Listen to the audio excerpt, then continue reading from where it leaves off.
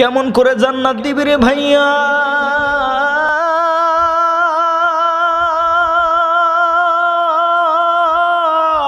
আমার ভাইরা, আমার বন্ধুরা, যদি আপনি আলেম হইতে পারেন, যদি আপনার সন্তানকে আলেম বানাইতে পারেন, আমার আল্লাহ পাক রব্বুল আলামিন আপনারে মাফ করে দিবে।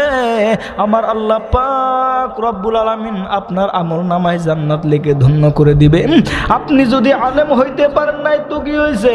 এ বন্ধু, আপনি আলেম হন নাই, তবে আলেমের সাথে যদি সম্পর্ক পয়দা করে দেন, আপনার সন্তানটারে যদি আলেম বানাইতে পারেন, আল্লাহ পাক রব্বুল আলামিন সন্তানটাকে আলেম বানানোর কারণে আমার আল্লাহ পাক তোমাকে মাফ করে দিবে। কেমন করে মাফ করে দিবে রে বন্ধু?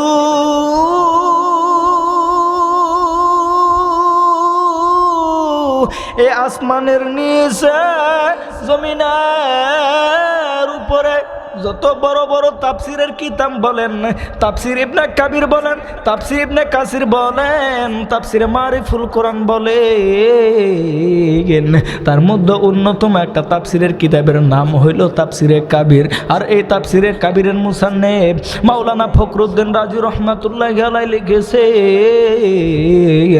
আল্লাহর একজন পয়গম্বর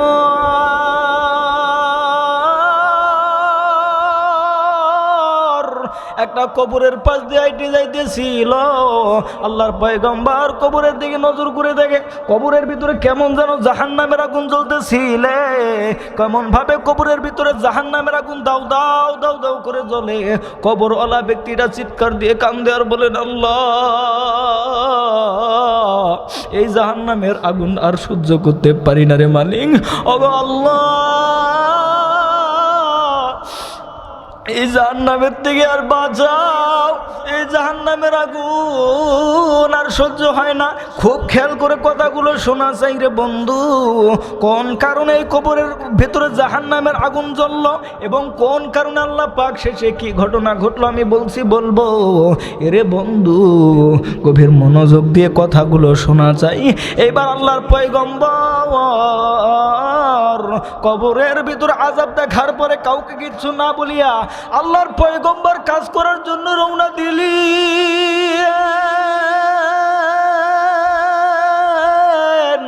আল্লাহর পয়গম্বর যখন কাজকর্ম সম্পাদন করিয়া, কাজ যখন শেষ করিয়া, আল্লাহর পয়গম্বর আবার যখন ফেরত আসতেছিলেন, আল্লাহর পয়গম্বরের মাথায় বুদ্ধি আসলো। আল্লাহর পয়গম্বর খেয়াল করে দেখলো, সকালবেলা যে কবরের ভিতরে জাহান্নামের আগুন দেখলাম, কবরওয়ালা ব্যক্তিটা কেমন যেন কবরের ভিতর কান্না করে এবং চিৎকার করতেছে, আল্লাহকে ডাকতেছে, ওগো আল্লাহ, দেখি এই কবরের ভিতরে এখন কি অবস্থা আছে। আল্লাহর পয়গম্বর মুসা কালিমুল্লাহ সন্ধ্যার দিকে আবার যখন ফেরত আসতেছিলেন, আল্লাহর পয়গম্বর এইবার কবরের ভিতর নজর করে দেখেন, কবরের ভিতরে সকালবেলা জাহান্নামের আগুন জ্বলতেছিল। আমার ভাইরা, আমার বন্ধুরা, গভীর মনোযোগ দিয়ে কথাগুলো শোনা চাই, দিল নরম করে দিবেন। আরে বন্ধু, গভীর মনোযোগ দিয়ে কথাগুলো শুনিয়া আল্লাহ পাক রব্বুল আলামিন দেখেন কি জন্য এই কবরওয়ালার কবরের আযাব মাফ করে দিল। আল্লাহর পয়গম্বর নজর করে দেখে সকালবেলা যে এই কবরের ভিতরে জাহান্নামের আগুন জ্বলতেছিল, সন্ধ্যার সময় আর কোনো আযাব নাই। কবরওয়ালা ব্যক্তিটা কেমন যেন জান্নাতের বিছানায় ঘুমাইতেছে এবং আরামের ঘুম দিয়ে দিছে। কবরের ভিতরে জান্নাতের ফুল বাগান দ্বারা সাজাই দিছে। ওই কবরের ভিতরে জান্নাতের ঘ্রাণ আসতেছিল, জান্নাতের হাওয়া আসতেছিল। আল্লাহর পয়গম্বর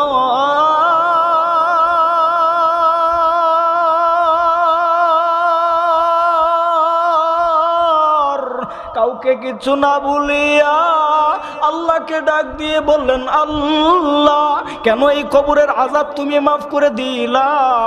আল্লাহ পাক রব্বুল আলামিন ডাক দিয়ে বলেন, পয়গম্বর, এই দুনিয়ায় থাকা অবস্থায় ব্যক্তিটা ঠিকভাবে নামাজ পড়তো না, রোজা রাখতো না, কোনো ইসলামের কোনো কাজ করতো না, আমি আল্লাহর হুকুম মানতো না, আপনি পয়গম্বরের সুন্নত মানতো না। আল্লাহর পয়গম্বর ডাক দিয়ে বলেন, আল্লাহ, তাইলে কেমনে, কিসের জন্য, কোন উসিলায় তার কবরের আযাব মাফ করে করে জান্নাত দিয়ে দিলা। আল্লাহ রাব্বুল আলামিন বললেন, নবী গো,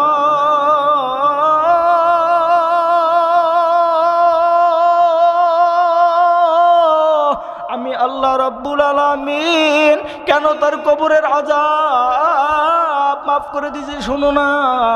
আল্লাহর পয়গম্বর ডাক দিয়ে বলেন, আল্লাহ বলেন না। আল্লাহ পাক রব্বুল আলামিন বললেন, ওগো পয়গম্বর,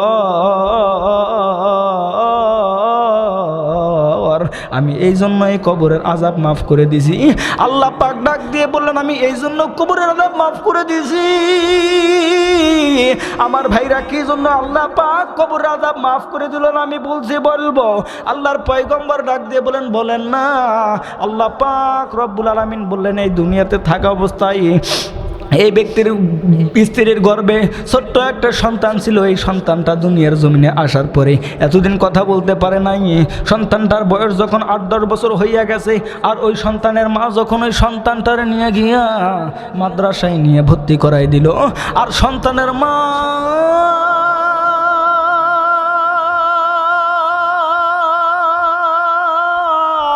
আমার ভাইরা, আমার বন্ধু, যখন এই সন্তানটাকে মাদ্রাসায় নিয়ে গিয়ে ভর্তি করাই দিল, আর ওই মাদ্রাসার বড় হুজুর ওই সন্তানটাকে একটা সবক পড়াইতে গিয়া আমি আল্লাহ পাক রব্বুল আলামিনের 2টা নাম ধরে ডাক দিছে, আর আমি আল্লাহর আরশে পাক খুশি হইয়া গেছে। আর আরশে পাক যখন আমি আল্লাহর আরশে পাক খুশি হইয়া গেল, তখন আমি আল্লাহ খুশি হইয়া গেলাম। আর আমি আল্লাহ ওই 2টা নাম ধরে ডাক দেওয়ার কারণে ওই সন্তানকে উসিলা করিয়া তার বাবার কবরের আযাব আমি আল্লাহ মাফ করে দিয়েছি। আমার ভাইরা, আমার বন্ধুরে, কেমন করে আল্লাহ পাক কবরের আযাব মাফ করে দিল। আল্লাহর পয়গম্বর ডাক দিয়ে বলেন, আল্লাহ কোন সবক পড়তে গিয়ে আল্লাহ আপনার 2টা নাম ধরে ডাক দিছে? ওগো আল্লাহ বলেন না। আল্লাহ পাক রব্বুল আলামিন বললেন, পয়গম্বর আপনি কিসের জন্য কান্না করতেছেন বলেন না। আল্লাহর পয়গম্বর ডাক দিয়ে বলেন, আল্লাহ কি এমন সন্তান সবক পড়লো যার কারণে আপনি মাফ করে দিলেন। আল্লাহ আল্লাহ গো, এই সন্তানের বাবার কপালটা কতই না ভালো, সন্তানের বাবার কপাল কতই না ভালো, এই বাবা সন্তানের উসিলা করিয়া কবরের আযাব মাফ পাইয়া জান্নাত পেয়ে গেল গো আল্লাহ। বলেন না কোন সবক পড়ার দ্বারাই আল্লাহ আপনি মাফ করে দিলেন? আল্লাহ পাক রব্বুল আলামিন বললেন, পয়গম্বর কানবেন না। পয়গম্বর ডাক দিয়ে বলেন, আল্লাহ দুনিয়ায় যাদের মা নাই, দুনিয়ায় যাদের বাবা নাই, তার মতন বড় অসহায় কেউ নাই। এই দুনিয়ায় যাদের মা নাই, দুনিয়ায় যাদের বাবা নাই, তার মতন কপাল পোড়া কেউ নাই। আমার ভাইরা, আমার বন্ধুরে, দাঁত থাকতে যেমন দাঁতের মর্ম বোঝা যায় না, ঠিক তেমনি ভাবে মা বাবা বেঁচে থাকা অবস্থায় মা বাবার কদর বোঝা যায় না। আমি আপনি মা বাবাকে কত গালিগালাজ করি, আমি আপনার মা বাবাকে কত গালিগালাজ করি। আপনি আপনার মাকে দেখেন কত গালিগালাজ করেন, আপনার বাবাকে আপনি কত কিছু বলেন, কিন্তু বাবা কিছু বলে না। কিন্তু মা যেদিন মরিয়া যাইব, বাবা যেদিন মরিয়া যাইব, সেদিন বুঝবি রে ভাইয়া মা কত বড় নিয়ামত। যেই ভাইয়াটার মা নাই, যেই ভাইয়াটার বাবা নাই, তারে জিজ্ঞাসা করে দেখবা তার ভিতরে কত বড় কষ্ট। যার বাবা নাই সে জানে বাবা হারানো কত বেদনা। আমার ভাইরা, আমার বন্ধুরে, ছোট্ট একটা ওয়াকিয়া আপনাদের শোনায় দেই। উত্তরবঙ্গ থেকে একদিন আমি মাহফিল শেষ করিয়া মাওলানা আব্দুল খালেক শরীয়তপুর হুজুরের সাথে ঢাকায় গেলাম। ঢাকায় শরীয়তপুর যাওয়ার পরে এইবার যখন হযরত গাড়ি থেকে নামলেন, নামার পরে কিছু মুরব্বী হুজুরকে ডাক দিয়ে বলেন, হুজুর আপনার সাথে একটু কথা বলার আছে। বলেন কি বলবেন বলেন না। একটা মুরব্বী চোখের পানি ছাড়িয়া হুজুরকে জড়াইয়া ধরিয়া ডাক দিয়ে বলেন, হুজুর আমার সন্তানকে গত 10 বছর আগে বিবাহ করাইছিলাম। আমার সন্তানের বিবির গর্ভ থেকে 2টা সন্তান হয়েছে। একটা সন্তানের বয়স মাত্র 8 বছর, আর একটা সন্তানের বয়স মাত্র 7 থেকে 8 মাস হবে। এমন সময় আমার ছেলেটা প্রবাসে গেছে গে। কিন্তু আল্লাহর কি দয়া, আল্লাহর কেমন বিচার, আল্লাহর কেমন নীলা খেলা বোঝা বড় দায় গো হুজুর। আল্লাহর পয়গম্বর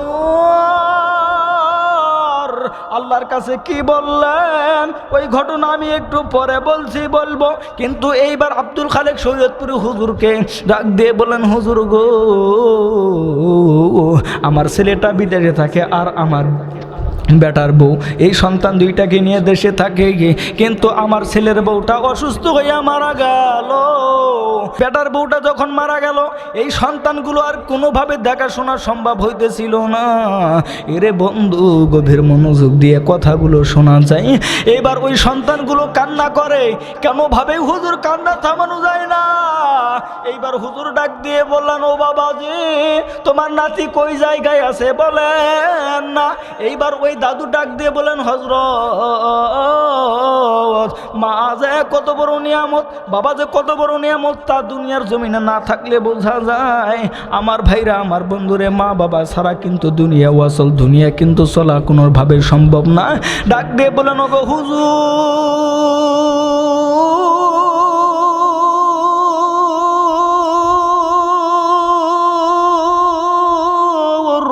আপনার একটা রাতের ঘটনা শুনাই দেয়। এই 17 বাচ্চাটা, আমার নাতিটা কেমন ভাবে কান্না করে আপনারা আমি বলছি। হুজুর, এই সন্তানটার যখন ফজরের সময় আজান দেয়, আমি দাদা যখন নামাজ পড়ার জন্য মসজিদের দিকে যাই উজু করার জন্য, তখন দেখি আমার এই নাতিটা নাই। আমার নাতিটা ঘুম থেকে উঠিয়া দৌড় মারিয়া মায়ের কবরের কাছে যাইয়া মায়ের মাথা বড় বড় শুইয়া কবরের মাটি নারে আর ডাক দিয়ে কয়, মা, ওগো মা,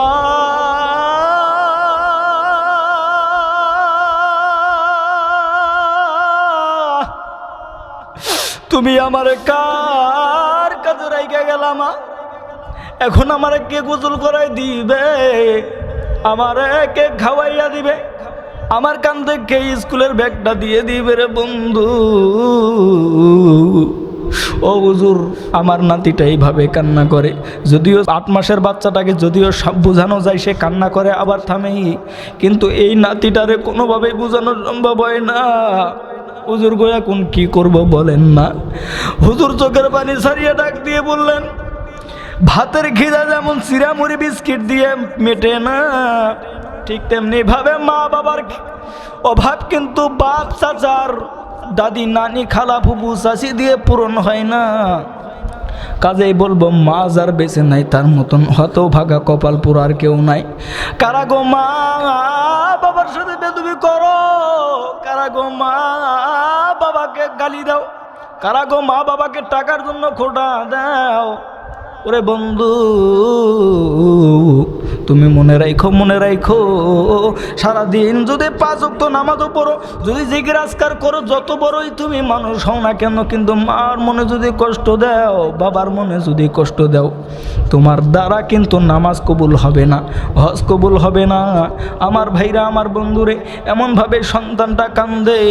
এইবার এইভাবে যখন চলতেছিল, আপনাদের মনে আছে কিনা জানি না, আল্লাহর পয়গম্বর মুসা কালিমুল্লাহ আল্লাহকে ডাক দিয়ে বলেন, ওগো মালিক, কোন সবক পড়ার কারণে তার বাবার কবরে আযাব মাফ হইছে?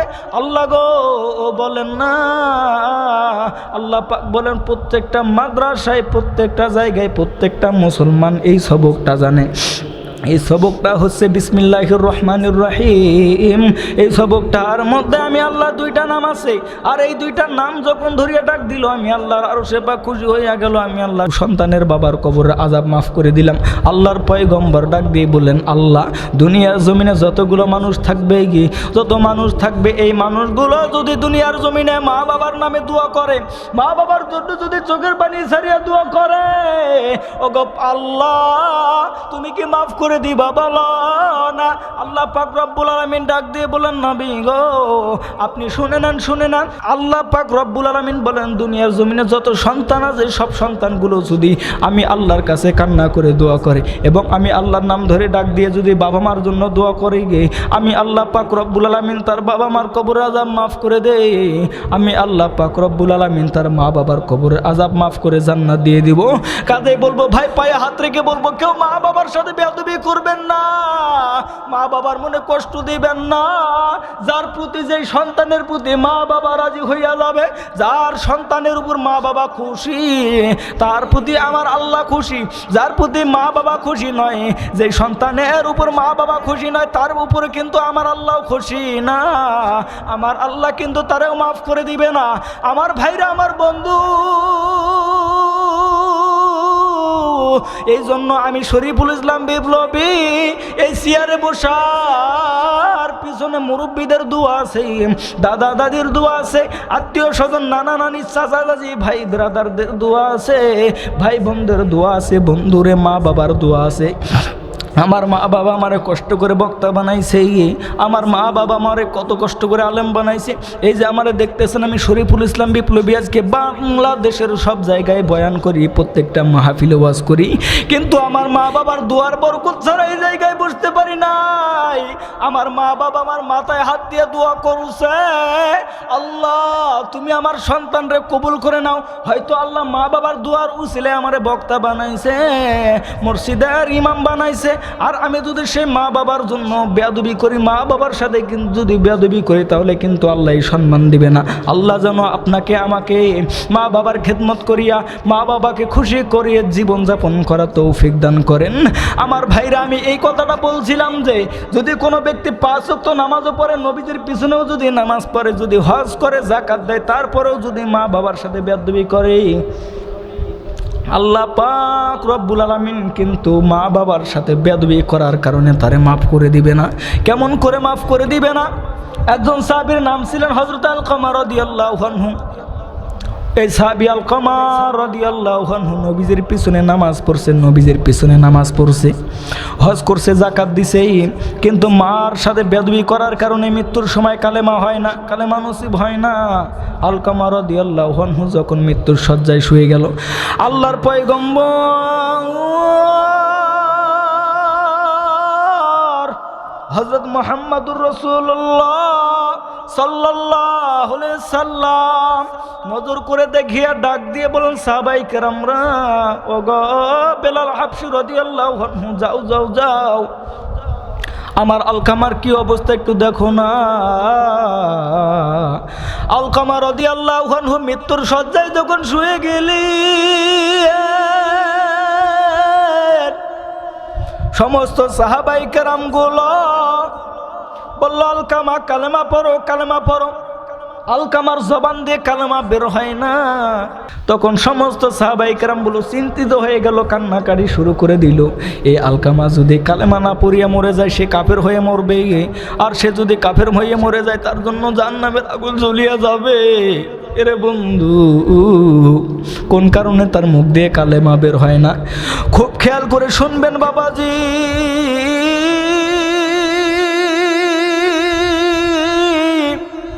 নবীজির পিছনে নামাজ পড়ছে, নবীজির সাথে হজ করছে, যাকাত দিয়েছে, কিন্তু মৃত্যুর সময় কালেমা বের হয় না। কিসের জন্য কালেমা বের হয় না রে ভাইয়া? আল্লাহর পয়গম্বর খোঁজাখুঁজি করে দেখে। লম্বা ঘটনা সংক্ষিপ্ত আকারে আমি বলতেছি ভাইয়া। আল্লাহর পয়গম্বর নজর করে দেখতেছিল, আল্লাহর পয়গম্বর খোঁজ খবর করে নিয়ে দেখতেছিল, এই সাহাবী আলকামা একটা বাড়িতে থাকে, কিন্তু তার মা অন্য বাড়িতে থাকে। আল্লাহর পয়গম্বরের মুখে সন্দেহ এসে গেল, যেহেতু মা আলাদা বাড়ি থাকে, আলকামা তার স্ত্রী নিয়ে আলাদা বাড়িতে থাকে, ঘটনাটা কেমন যেন সন্দেহ লাগতেছে। এইবার আলকামার মায়ের কাছে ডাক দিয়ে বললেন, মা গো, আপনার সন্তানটা কেন কালেমা বের হইতেছে না? ওগো মা, আপনার সন্তান কিসের জন্য কালেমা পড়তে পারে না বলেন না। এইবার ওই কথা শোনার পরে সাহাবী আলকামার মা চোখের পানি ছাড়িয়া ডাক দিয়ে বলেন, হুজুর গো শুনে নেন, আমার সন্তান কালেমা পড়ুক বা না পড়ুক আমার কোনো যায় আসে না, আমি ওরে মাফ করতে পারবো না। আল্লাহর পয়গম্বর ডাক দিয়ে বললেন, ওগো মা কেন কান্না করেন? আর আপনি কেন মাফ করবেন না? কি হয়েছে বলেন না? বলে আমি বলতে পারবো না। আল্লাহর পয়গম্বর জোরাজুরি করার কেন এইবার বলল। এইবার ওই মা ডাক দিয়ে বললেন, নবী গো, কিসের জন্য গো পয়গম্বর কালেমা পড়তে পারে না? আমি আপনারে বলতেছি। আল্লাহর পয়গম্বর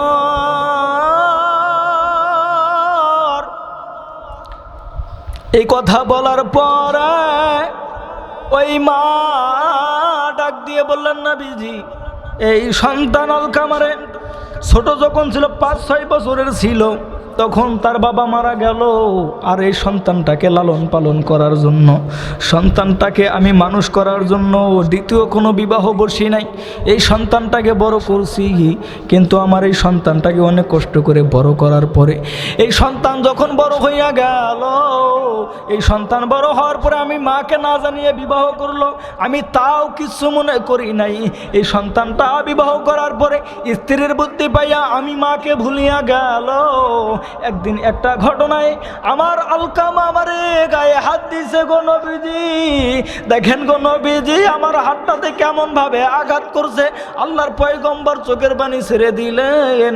আল্লাহর পয়গম্বর বলেন, সন্তান হইয়া মারে কেমনে মারে? ওগো আল্লাহর পয়গম্বর, আমার সন্তানটা এমন ভাবে আমারে মারছে, আমি যদিও তারে অভিশাপ দেই নাই গো নবী গো, কিন্তু নবী গো যখন আমি নামাজ পড়ার জন্য উযু করি আর যখন এই মায়ের দাগগুলো ভেসে ওঠে, তখন আমি যদিও অভিশাপ না করি, অন্তর থেকে কেমন যেন একটা বদদুয়া বের হয়ে যায়। এই জন্যই হয়তো আলকামা কালেমা পড়তেছে না। এইবার আল্লাহর পয়গম্বর ডাক দিয়ে বললেন, মা গো তুমি কি এই সন্তানটারে মাফ করবা না? মা ডাক দিয়ে বললেন, নবী গো শুনে নেন, আপনি তো পয়গম্বর, আপনার সম্মান আছে, কিন্তু আমি আমার সন্তানরে মাফ করতে পারবো না। সে জাহান্নামে যাই বা কোথায় যাই যাক, আমার দেখার কোনো সুযোগ নাই, আমি দেখবো না, মাফ করতেও পারবো না। আল্লাহর পয়গম্বর জোরাজুরি করার পরেও মা রাজি হইল না, সন্তানটারে মাফ করে দিল না। আল্লাহর পয়গম্বর ডাক দিয়ে বলেন, সমস্ত সাহাবাই কেরামগুলো কাঠ দিয়ে একটা আগুন ধরায়া দাও। কাঠ লাকড়ি দিয়া যখন আগুন ধরায়া দিল, আল্লাহর পয়গম্বর বলেন, এইবার আলকামাকে কয়েকজন ধরিয়ে আগুনের ভিতরে ফালাইয়া দাও। এইবার যখন সাহাবাই কেরামগুলো আগুন ধরাইয়া আলকামাকে আগুনের ভিতরে ফালাইতে ধরল, এবার মা জননী দৌড়া আসিয়া নবীজের হাত ধরে ডাক দিয়ে বলেন, পয়গম্বর আমার তাজা ছেলেটারে কেন আগুনের ভিতরে ফালান? আপনার কি মায়া নাই? আপনার কি দয়া নাই? আল্লাহর পয়গম্বর কান্দে আর ডাক দিয়ে বলেন, মা গো আপনি যদি এই সন্তানটারে মাফ না করেন, তাইলে কিন্তু সে মরার পরে জাহান্নামে যাবে। আর মরার পরে যেহেতু জাহান্নামে যাবে, তার আগে দুনিয়ার আগুনেই তারে পুরি। এইবার মা ডাক দিয়ে বললেন, নবীজি গো, আমি মা যদি মাফ করার দ্বারায় আমার সন্তান যদি কালেমা পড়তে পারে, আমার সন্তান যদি জাহান্নামের আগুন থেকে বাঁচতে পারে, আমি জান কথা দিলাম, আমি আমার সন্তানকে মন থেকে মাফ করে দিলাম। বলেন আল্লাহু আকবার। এইবার মা যখন মাফ করে দিল, আলকামার জবান দিয়ে কেমন যেন কথা বের হইতে ধরলো, আর আমার আলকামা কালেমা পড়ে নিল। এইবার পয়গম্বর যখন মুস্কি একটা হাসি দিল, কালেমা পড়ে নিল। এইবার আলকামা কালেমা পড়ে নেওয়ার পরে আল্লাহ পাক ঘোষণা দিল, এই আলকামাকে মা মাফ করে দেওয়ার কারণে আমি আল্লাহ পাক রব্বুল আলামিন তাকে মুমিন বান্দা হিসেবে কবুল করে নিলাম এবং জান্নাতি আমি আল্লাহ বানাই দিলাম। তাই বলবো, ও আমার রংপুরের মুসলমান ভাইরা, যুবক বন্ধু, কেউ মার মনে আঘাত দিবেন না, কেউ বাবার মনে আঘাত দিবেন না। যদি মা বাবার মনে আঘাত দেন, আল্লাহ কিন্তু আপনার ছাড় দিবে না। আল্লাহ পাক মা জাতিগুলোকে নরম দিলের বানাইছেন। যদিও কোনো সন্তান যদি মাকে সকালবেলা গালি দেয়, যদি রাগ করে সন্তান কোথাও গিয়ে থাকে, সন্ধ্যার সময় কিন্তু মা খোঁজ খবর করে আমার সন্তান কই গেল। আমি শরীফুল ইসলাম বিপ্লবী একটা ঘটনা বলে দেই, আমার জীবনে বাস্তব একটা ঘটনা বলে দেই। একদিন আমি রাগ করিয়া বাড়ির থেকে বের হয়ে গেলাম, আমার মা কান্না করলো। আমার বাবা ফোন দিয়ে ডাক দিয়ে বলেন, বাবা রে তুমি কই আছো বলো না। আমি বাবার উপর রাগ করে বললাম বলবো না। আমার আব্বু ডাক দিয়ে বললেন তোমার মা কান্না করতেছে তোমার জন্য সন্তান, তুমি বাড়িতে আসো। দেখেন ভাইয়া, মা কত বড় নিয়ামত। মা চেনো, মা চেনো। আমার মা, আমার বাবা আমার জন্য কান্না করে। আমি যখন বাড়িতে গেলাম আমার মা খুশি হইয়া গেল,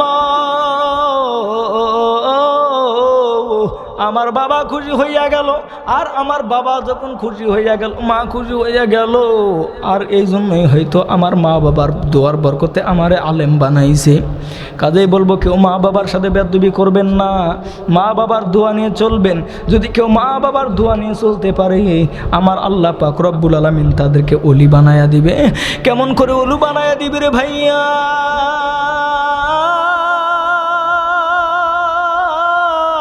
বাইজিদ বুস্তাবির ঘটনা জানেন নাকি? বাইজিদকে আল্লাহ পাক কেমন করে ওলি বানায়া দিছে। এরে ভাইয়া আমার বাবাজি,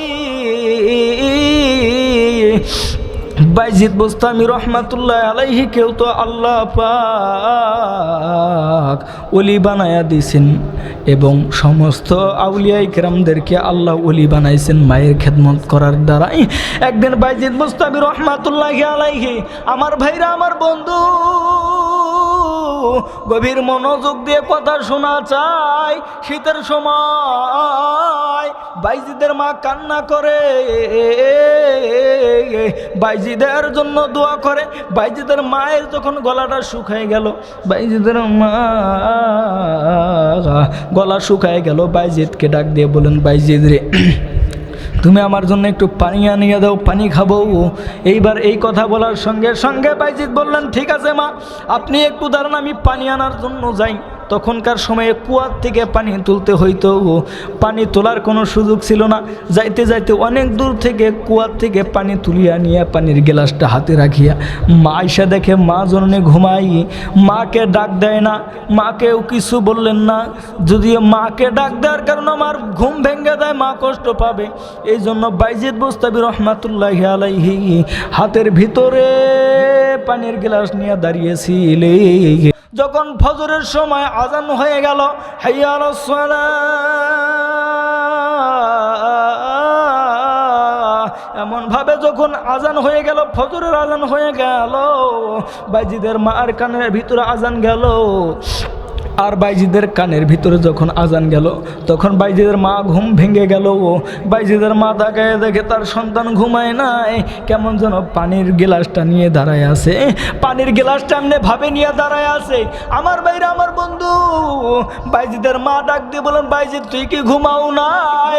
বাইজিদ ডাক দিয়ে বললেন মা গো আমি ঘুমাই নাই, আমি গ্লাসটা হাতে নিয়ে দাঁড়াইছিলাম, একটু ঝিমাইছিলাম। ও গো মা, আমি যখন আপনি পানি খাইতে চাইছেন তখন যদি আমি ডাক দিতাম আপনি কষ্ট পাইতেন, এই জন্য আমি আপনারে ডাক দেই নাই। আমার ভাইরা আমার বন্ধুরে, এইবার বাইজিদের মা নামাজ পড়ি আল্লাহর কাছে দোয়া করেন আর ডাক দিয়ে বললেন আল্লাহ আমার বাইজিদরে তুমি ওলি বানায়া দাও। আল্লাহ পাক রব্বুল আলামিন মায়ের দোয়া কবুল করে নিয়া যুগ শ্রেষ্ঠ ওলি বানায়া দিল। বাইজিদ বুস্তামি রহমাতুল্লাহি আলাইহি মায়ের দোয়ার বরকতে ওলি হয়েছেন। সমস্ত আউলিয়া কেরামরা মায়ের দোয়ায় বরকতে ওলি হইয়া গেছেন। এই জন্য যারা করবে মা বাবার খেদমত আল্লাহ পাক রব্বুল আলামিন তাকে সম্মানিত করে দিবে। আপনাকে আমাকে যেন আল্লাহ পাক রব্বুল আলামিন মায়ের খেদমত এবং বাবার খেদমত করে, দাদা দাদি নানা নানি সবার খেদমত করে জীবনযাপন করার যেন তৌফিক দান করেন। জোরে বলেন আমিন।